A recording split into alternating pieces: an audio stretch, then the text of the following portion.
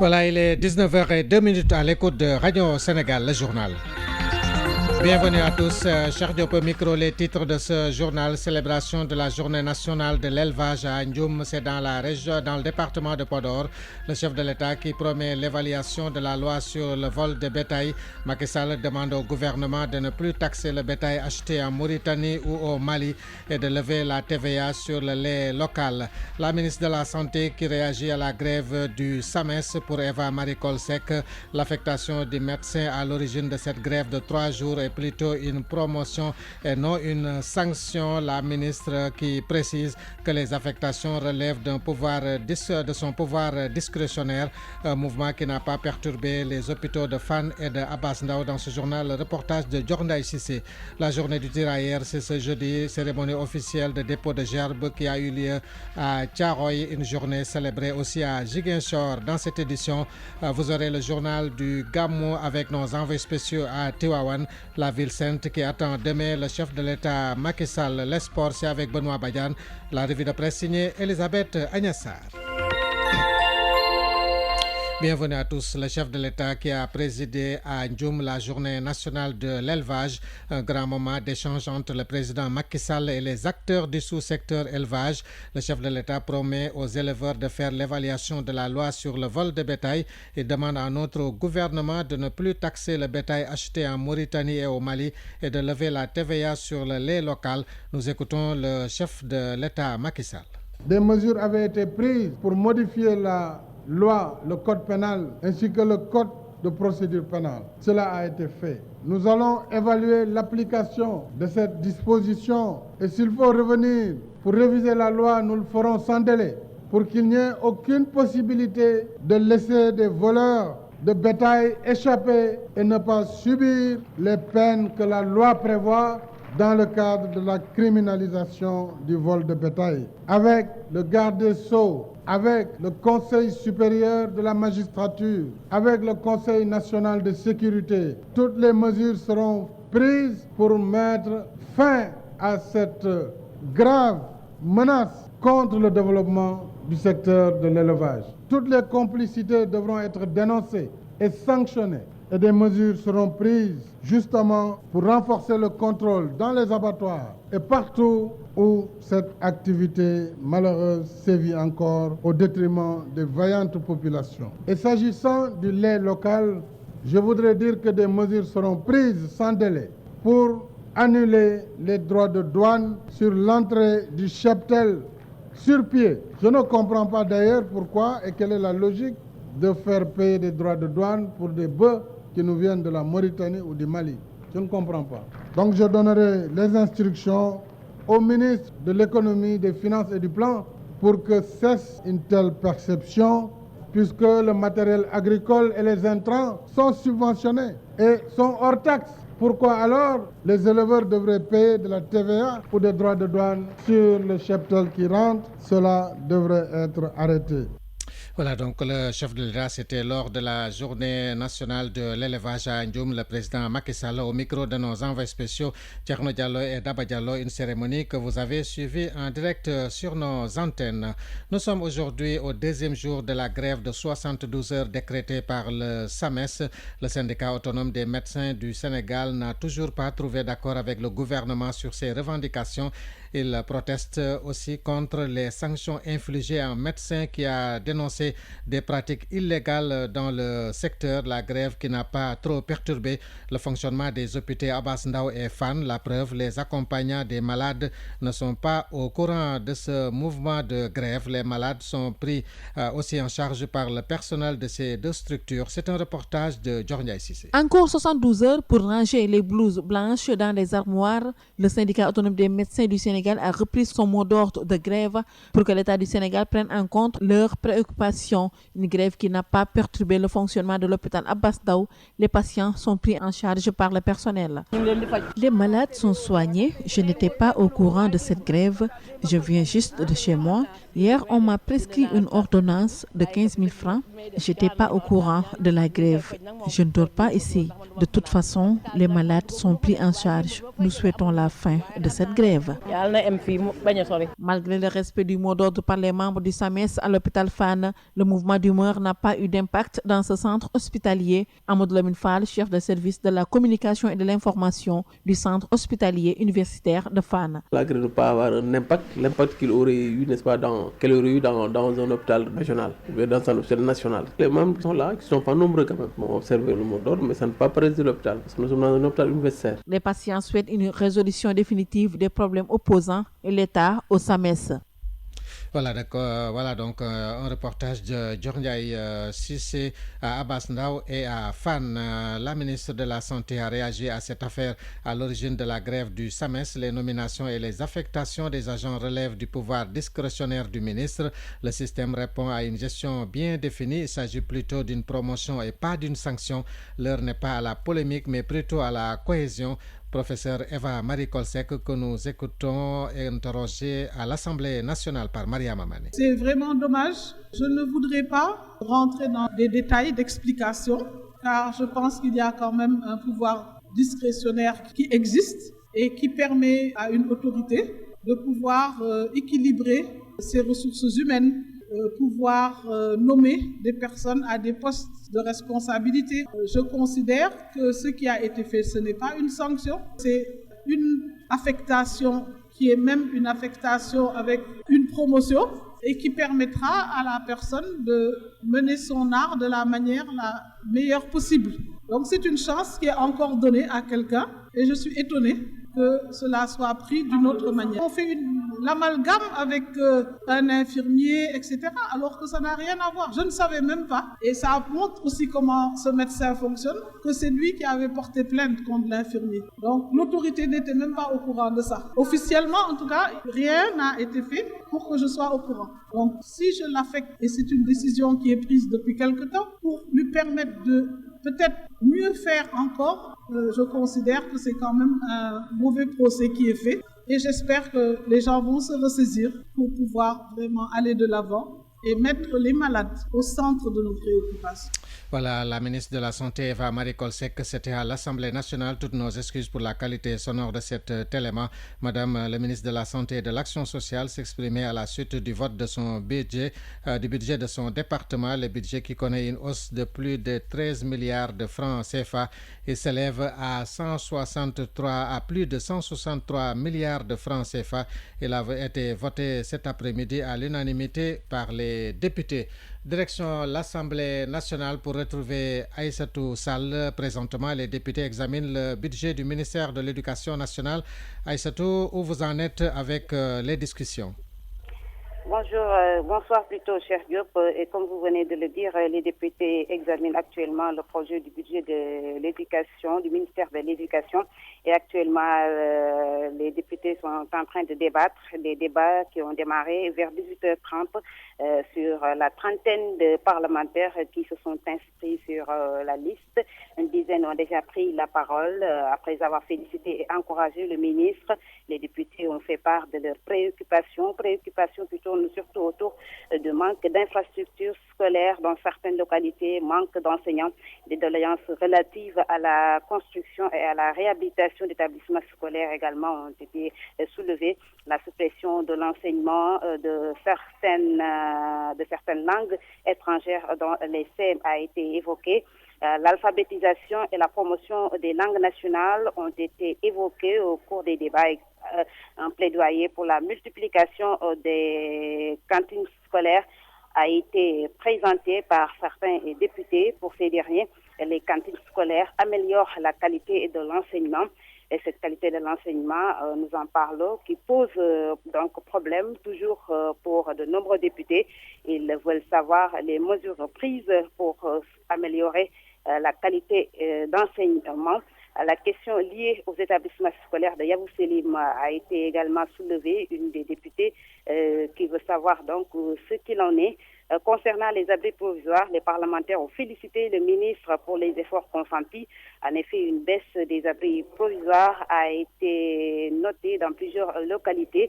Une initiative saluée par la plupart des députés. Donc actuellement, les débats se poursuivent ici à l'Assemblée nationale. Les députés n'ont pas encore voté le projet projet de budget du ministère de l'Éducation nationale arrêté à la somme de arrêté à plus de 402 milliards 790 millions de francs CFA. Le budget a connu donc une hausse de 25 milliards 881 millions de francs CFA. Donc, comme je vous le disais tout à l'heure, cher Diop, les députés sont en train de débattre et ils n'ont pas encore voté ce budget. Peut-être c'est pour tout à l'heure.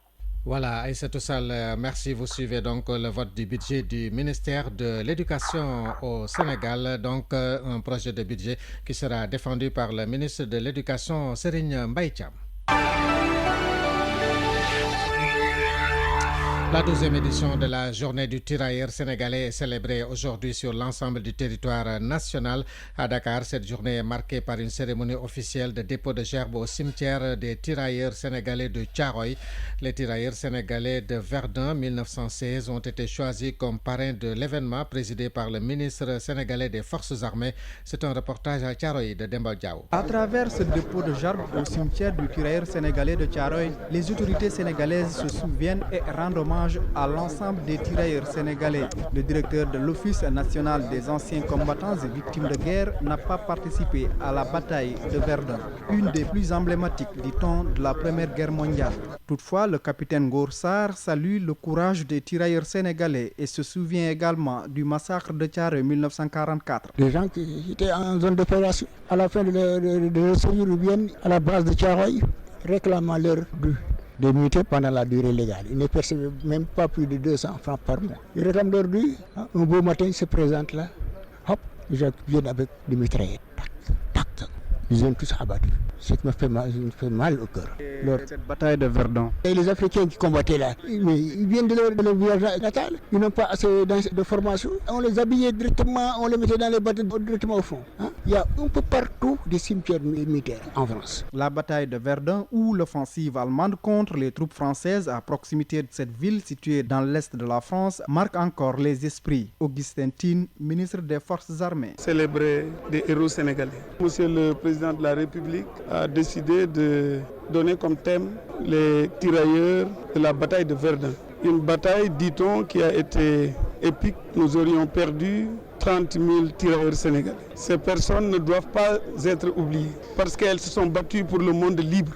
Si aujourd'hui nous avons la paix, nos forces armées sont respectées de partout dans le monde, c'est parce que tout simplement leurs devanciers ont été professionnels, ont été courageux. Selon le ministre, c'est une glorieuse histoire de l'Afrique et du Sénégal. Un reportage de Demba Diaw à Thiaroye. La place du souvenir de Ziguinchor a été le point de convergence de tous les anciens combattants ainsi que les autorités civiles et militaires de la région de Ziguinchor. Une occasion pour rendre hommage et se souvenir de ces vaillants fils d'Afrique. Correspondance Madi Sissoko. C'est par la montée des couleurs et le dépôt de gerbes au monument aux morts en hommage aux victimes. La journée a été fêtée à Ziguinchor. Moussa Diédhiou, président de l'Union régionale des anciens combattants et victimes de guerre. En ce moment solennel, il s'avérait important. C'est les Sénégalais de 3 générations que nous avons l'honneur de rendre hommage pour servir à la France. Aujourd'hui, transmet la flamme brillante de l'honneur, de la dignité et du patriotisme aux générations présentes et futures pour servir royalement la nation sénégalaise. L'organisation d'un tel événement est l'occasion pour l'État de rappeler son attachement aux valeurs républicaines et rendre hommage à ceux-là qui sont tombés dans les différents théâtres d'opération à travers le monde. Al-Alassane Sall, gouverneur de région. En instituant une telle journée à vous dédier, l'État souhaite se rappeler des valeureux actes des anciens combattants, mais surtout les servir en exemple à sa jeunesse. C'est dire donc qu'en tombant pour que nous soyons debout, en payant de leur vie pour que les nôtres soient saufs, vous et vos devanciers avez contribué à bâtir une nation soudée autour des valeurs et vertus de paix, d'amitié, de fraternité et surtout d'amour de la patrie. Le Sénégal s'honore de vous avoir comme fils et vous estime et considération à la dimension de vos sacrifices. RT Ziguinchor, Madi Sissoko. Madi Sissoko, merci. Direction Tivaouane, la Versainte s'apprête à accueillir des milliers de fidèles. Ils vont célébrer le Mawlud dans la cité Tidjane. La commémoration de la naissance du prophète Mohammed, paix et salut sur lui, aura lieu dans la nuit du 11 au 12 décembre. décembre. À 4 jours de l'événement, c'est l'effervescence déjà à Tivaouane où nous retrouvons l'équipe de Radio Sénégal, le journal du Gamou à la présentation Marianne Senghor.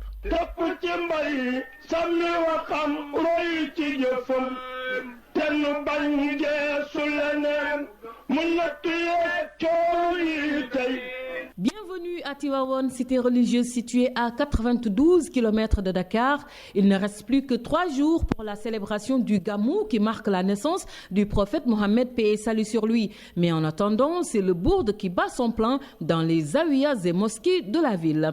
Édition 2016 du Mawloud, le ministère de la Santé entend consulter gratuitement 3000 personnes. Il prévoit aussi de distribuer 1000 moustiquaires imprégnés aux populations. Toujours sur la santé, le COSCAS prête serment d'Hippocrate au Mawloud.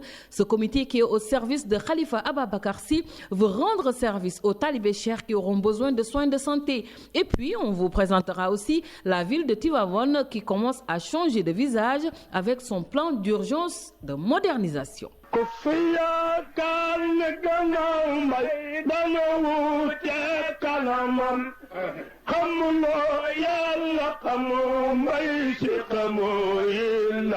Bonsoir à toutes et à tous. Les nuits du bourde, séance d'exaltation intensément vécue par les Tidjanes. C'est un rituel qui fortifie la foi du disciple et participe à son ancrage dans la confrérie. Les fidèles sont toujours prêts à consentir des efforts pour y prendre part. Bassourisla. Avant la nuit de dimanche à lundi commémorant la naissance du prophète Mohammed, paix et salut sur lui, les nuits de bourde sont rituelles ici à Tivaouane. On en sort la foi raffermie et replongée dans des souvenirs encore vivaces. El Hadj Malick Kandji, un disciple du regretté Serigne Abdoul Aziz Sy Dabakh. Les bourdes, ça nous rappelle nos ancêtres, ça nous rappelle aussi la grandeur de Cheikh Seydi El Hadji Malick. N'eût été lui, on n'aurait pas connu la tariqa Tijaniya. Donc on ne fait que prier pour lui à chaque mawloud. Lors des journées de bourde, on était encore gamin, je me rappelle, on allait là-bas douce-pieds des tasses de café, des morceaux de gâteau. Pour le fidèle Tijane, c'est toujours une fierté d'assister aux séances du bourde. Et si y participer peut coûter les yeux de la tête, eh bien, on ne lésinera pas sur les moyens, car espérant une rétribution divine dans le dévouement. On vit les bourdes avec fierté et contentement, parce que c'est le Mawloud qui le demande. Au sortir des bourdes, nous ressentons une grande communauté tidjane qui sont vraiment engagés, qui ont engouement, dévotion dans la structure tidjane. Mais ils sont tellement motivés que à chaque fois, les fidèles viennent de partout au Sénégal. Au niveau de Thiès, de Mboro, de Dakar, de Saint-Louis, dans toutes les artères de Tivaouane, il y a les fidèles qui vont assister les bourdes. Et à chaque fois, ils retournent chez eux. Après que le bourde prend fin, ils vont retourner. Les bourdes sont les séances de déclamation des vers de l'œuvre thérapeutique du saint homme Mohamedou Bouchri. Le bourde sera donc clôturé demain, vendredi, après 10 jours d'invocation des vers contenus dans le livre saint de Mohamed Bouchri, un compagnon du prophète. Pour cette édition 2016 du Gamou de Tivaouane, le ministère de la Santé, de l'Action sociale et de la Prévention a renforcé son dispositif sanitaire. Il a organisé des consultations médicales gratuites et a offert 1000 moustiquaires imprégnés aux populations. Pour mener à bien cette mission, 1200 agents de la santé sont mobilisés dans la ville sainte. Aminata Dieye. Une action médicale qui consiste à surveiller la santé du pèlerin le temps du Mawloud. L'initiative est du ministère de la Santé, de la Prévention et de l'Action sociale qui organise cette année des consultations médicales gratuites. Ces services gratuits seront des temps forts qui offrent l'opportunité aux pèlerins de se faire contrôler et au besoin de recevoir des médicaments. La cible est de 3000 pèlerins. Mbaye Diouf, conseiller technique chargé de la communication au ministère de la Prévention et de l'Action sociale. L'innovation, c'est l'ensemble des consultations gratuites prévues à Tivaouane. Quand on sait que les populations qui viennent pour le Gamou doivent avoir toutes les dispositions nécessaires en matière de prévention pour pouvoir célébrer dans les normes ce Mawloud. C'est pourquoi nous avons choisi pour cette année, cette édition du Gamou, de faire des consultations gratuites avec les populations, mais également au besoin, leur remettre des médicaments. Nous avons en partenariat avec la région médicale médicale de Thiès, mobiliser 1200 agents pour les consultations gratuites, mais également en partenariat avec la Croix-Rouge, l'armée nationale, mais également avec les sapeurs-pompiers. Et je précise que toutes ces initiatives sont des initiatives gratuites. Au même moment, 1000 moustiquaires imprégnés seront distribués aux populations.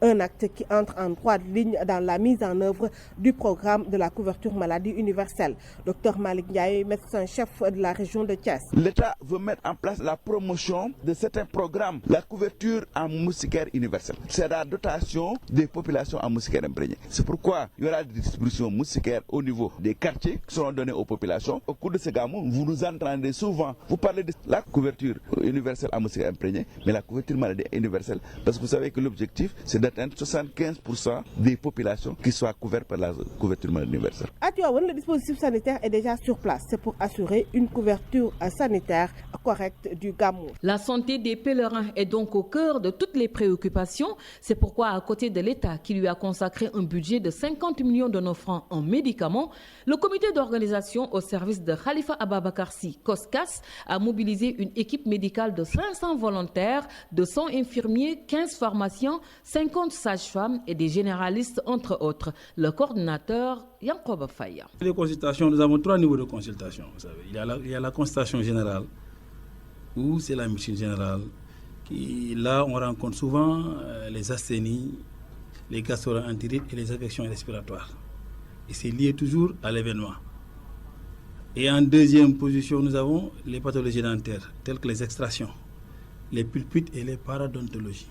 Et en troisième position, nous avons les pansements, les soins infirmiers. En dehors de ça, l'équipe d'urgence qui travaille à l'hôpital gère aussi les urgences médicales et les urgences chirurgicales. D'abord, les asthénies, c'est la fatigue. C'est un mouvement, le transport, les déplacements des personnes, les longs trajets, les bousculades. Il y a un mouvement de foule. La deuxième chose sont les gastro-entérites. C'est lié à l'alimentation. Les médicaments sont disponibles et tout est gratuit durant cette période. Même les césariennes, même les plâtres, et tout est gratuit. Des pathologies dentaires aux agressions respiratoires en passant par la fatigue, le gamou présente de par ses nombreux mouvements de foule ses complications, d'où la nécessité de suivre les conseils du docteur Yankoba Faya. Il faut manger sainement, vérifier l'état de la nourriture. Il faut voir d'abord la conservation. Est-ce que ça a été bien conservé? Que ce soit des beignets ou bien des produits sous conserve, il faut vérifier l'état de la conservation. On ne peut pas conserver un produit sous le soleil. Avec la chaleur, ça se décompose rapidement. Même si la date est bien. Donc il faut contrôler ce qu'on dit les caractères organoleptiques. Et on consomme la viande les mêmes jours. Ce qu'on appelle en Wolof, Yapu Watabor. Et c'est très dangereux. La plupart des gastro-entérites viennent de cela. Évitons la viande qui n'est pas bien contrôlée. Mais on peut manger sainement. Puis il faut bien voir l'eau. La levée de ce dispositif est prévue le 13 décembre prochain. Mais en attendant, chers pèlerins, prenez bien soin de votre santé. La ville de Tivaouane a changé de visage depuis le lancement et l'inauguration de quelques réalisations dans le cadre de son plan d'urgence de modernisation. En attendant de revenir sur ces travaux, voici une présentation de ce vaste département du Cayor avec Chirfal. Grand centre religieux depuis l'installation de Seydi El Hadji Malick Sy en 1902, Tivaouane est devenue la capitale de la confrérie Tidjane du Sénégal. Dans cette ville, on y commémore la naissance du prophète Mohammed, paix et salut sur lui, depuis cette date. Le gamou, pour ainsi dire, instauré par Maodo, draine des centaines de milliers de pèlerins en provenance de toutes les régions du pays, de l'Afrique et de tous les continents.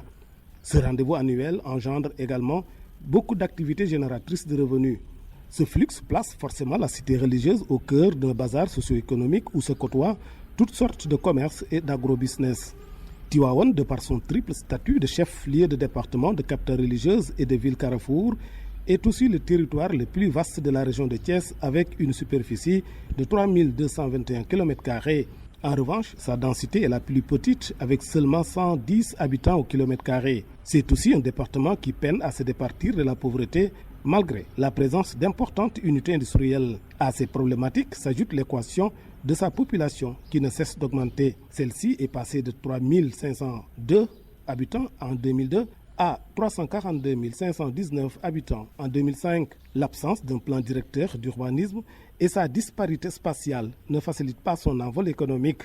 En attendant les corrections prévues dans le plan d'urgence de modernisation et la réalisation du projet Tivaouane Ville du futur, Ce vaste terroir du Cayor met à profit le flux du Gamou pour booster son économie et l'économie familiale. L'histoire de cet ancien royaume du Cayor reste certes marquée par le passé de héros de Damel comme Koti Barma Fall, Kali Diakhaté, Lat Dior Ngoné Latyr Diop, Samba Laobé Fall, entre autres. Mais c'est assurément le vécu et la spiritualité de Seydi Hadji Malick Sy qui ont justement rehaussé l'image de ce département qui compte dans son patrimoine 3 sites inscrits sur la liste des monuments historiques.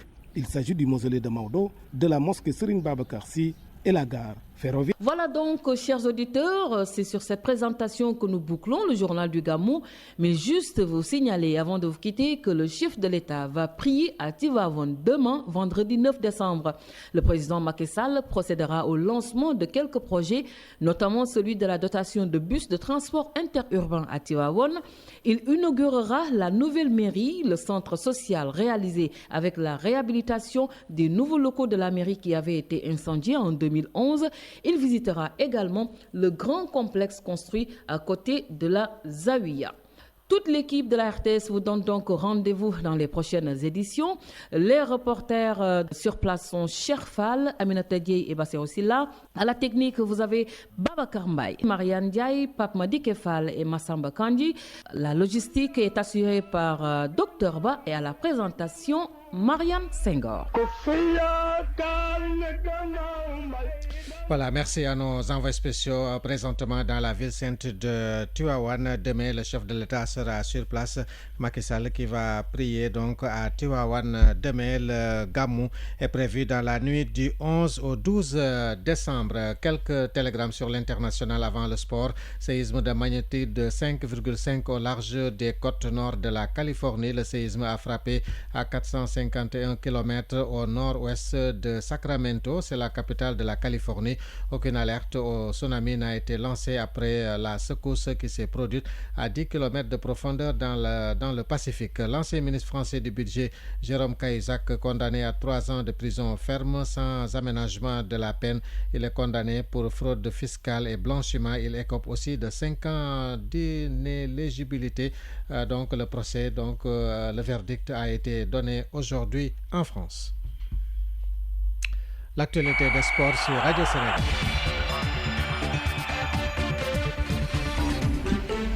Benoît Badiane que nous accueillons pour l'actualité des sports sur Radio Sénégal. Bonsoir Cheikh Diop et bonsoir à tous. Handball, Seydou Diouf et une partie de la délégation sénégalaise de la CAN angolaise sont attendus dans les prochaines heures à Dakar. Un retour très attendu pour donner la position définitive du Sénégal suite à la disqualification des Lions du Hand hier à Luanda pour des raisons de non-qualification de la joueuse Doundou Kamara. On annonce même une conférence de presse à l'arrivée de la délégation sénégalaise, une affaire donc à suivre. En basketball, pendant ce temps, on joue la 3e journée du National 1. Depuis 17h, ASFO rencontrait la ASC Ville de Dakar chez les dames. À 18h30, l'Union Sportive d'Ouakam reçoit AS Douane chez les garçons. Les résultats dans nos prochaines éditions et à suivre demain vendredi 9 décembre à Marius Ndiaye. 17h, Bop Débaloc en dames et à 18h30, ASFA Duc chez les garçons. Et à Saint-Louis, c'est le derby donc entre Saint-Louisiens ou bien Saint-Louisiennes entre Saint-Louis Basket Club et Université Gaston Berger de Saint-Louis chez les dames. Match prévu à partir de 16h30 au stadium Joseph Gueye. Les Lions du beach soccer prêts à honorer le Sénégal à la prochaine CAN prévue du 13 au 18 décembre 2016 au Nigeria. Les 12 joueurs retenus pour la compétition et leur staff technique recevront d'ailleurs le drapeau national demain vendredi des mains du ministre des Sports, Oumar Ngalla Sylla, le sélectionneur de l'équipe nationale de beach soccer que nous écoutons.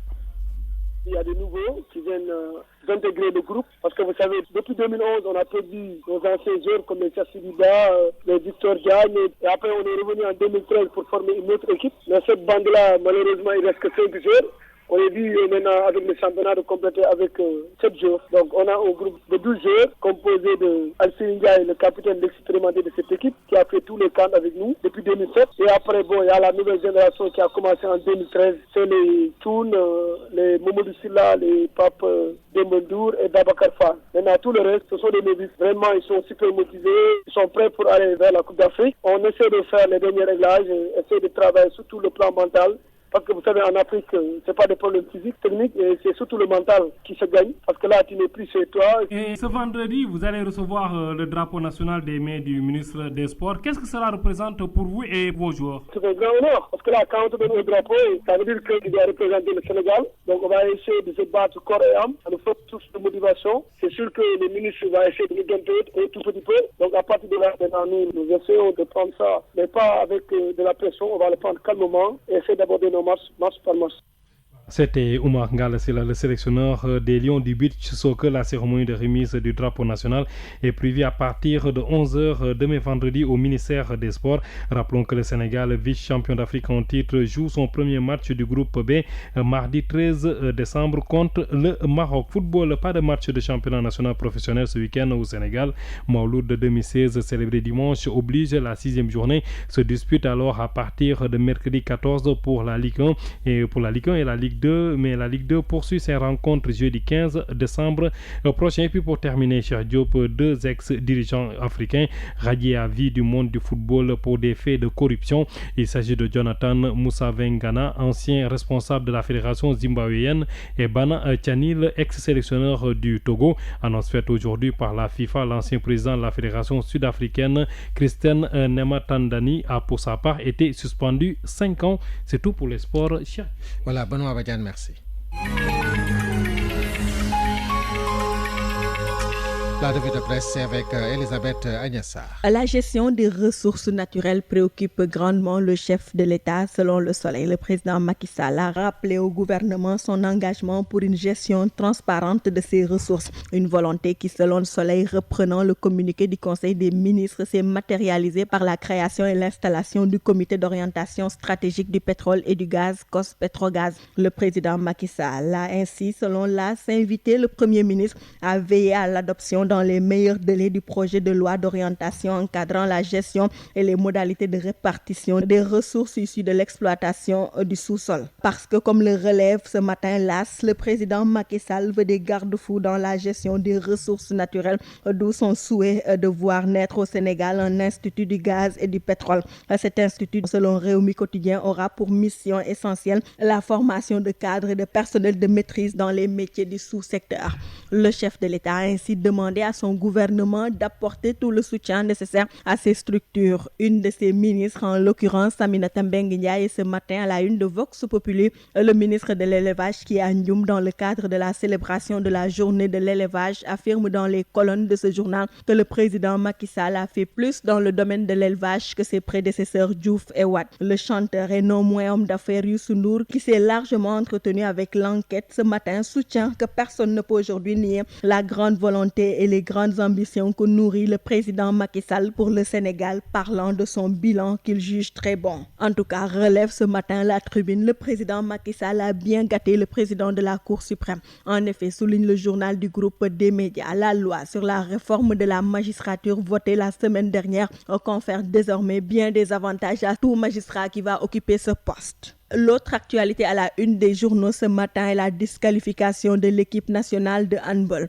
Le Sénégal se fait humilier, titre ce matin Walfadjri, parlant de cette disqualification. Selon le quotidien du groupe Walfadjri, les Lions n'ont pas joué la finale de la 22e CAN qui leur était promise après leur victoire, car disqualifiés pour tricherie et exclus de la CAN. Un rêve brisé, souligne Le Soleil, après la réclamation de la Tunisie sur la capitaine des Lions qui a connu des sélections en France. Du coup, révèle Le Soleil, le Sénégal a été exclu du tournoi et par conséquent privé de mondial. La capitaine des Lions, Dougou Camara, poursuit Direct Info, qui a joué dans les petites catégories françaises jusqu'en 2014, n'était pas habilitée à disputer la demi-finale contre la Tunisie, puisque le règlement de la Fédération internationale de handball en matière de changement de nationalité sportive fixe un délai de 3 ans sabbatique pour tout joueur avant d'être qualifié pour sa nouvelle équipe nationale. Une faute inacceptable de l'avis de Direct Info, qui estime qu'elle est due à l'absence de culture administrative des dirigeants du handball sénégalais.